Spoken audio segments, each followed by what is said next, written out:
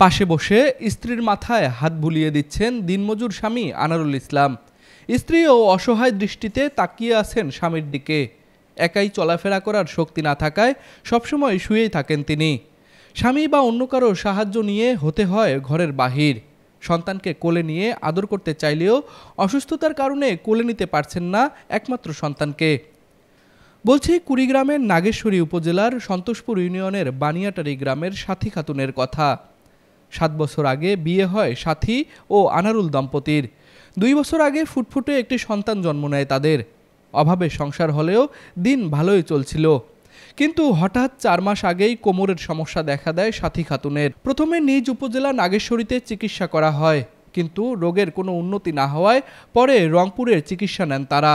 MRI report ও ডাক্তারের বর্ণনা মোতাবেক সাথী খাতুন দীর্ঘদিন যাবৎ avascular necrosis of both femoral hip joint অর্থাৎ হাড় ক্ষয় রোগে ভুগছেন। বর্তমানে ডাক্তার তার 2টি পায়ের হিপ জয়েন্টের বল ও প্লেট অপারেশনের মাধ্যমে পরিবর্তন করার পরামর্শ দিয়েছে। সাথীর এই চিকিৎসায় ব্যয় হবে 7 লাখেরও বেশি টাকা। তার বাবা ও স্বামীর পক্ষে চিকিৎসার এই খরচ বহন করা সম্ভব নয়।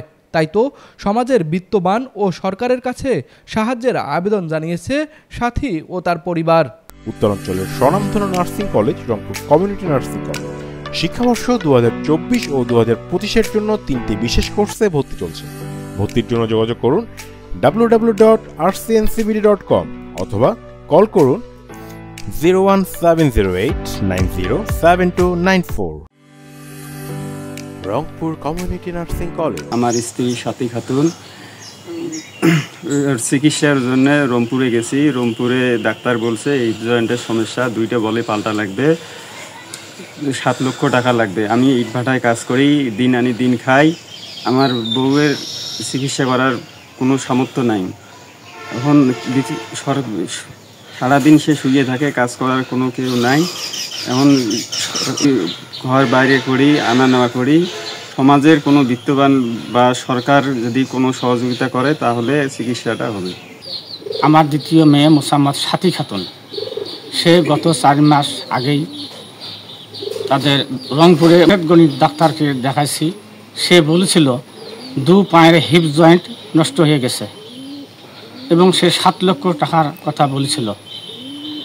আমার মেয়ে ঘর হইতে বাড়িতে পারে না, গায়ের উপর ভর দিয়ে চলাফেরা করে।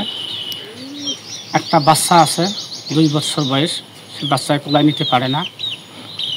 এখন আমিও গরিব মানুষ, দিন মজুরি করি খাই, এত টাকা আমি পাবো কোথায়?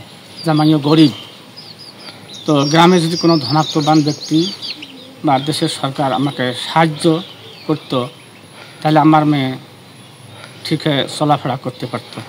তার কর্মের সমস্যা, তার চিকিৎসাপাতি করতে অনেক টাকা পয়সার দরকার। তার একটি ছেলে আছে, ছোট বাচ্চা, সে বাচ্চাকে নিয়ে অনেক কষ্টে আছে।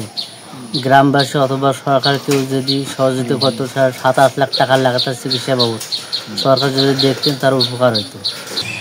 তার শরীর অসুস্থ, তার একটা বাচ্চা আছে। আমার নাতিটা কোনো কাজ কামাই করি, কামলা কিষেন দিয়ে খায়। যদি আপনারা যদি একটু সাহায্য করেন, সরকারকে যদি কোনো চিকিৎসা করতে পারেন, তাহলে আমার নাতি বউটা ভালো থাকবে। আমার নাম সাথী খাতুন।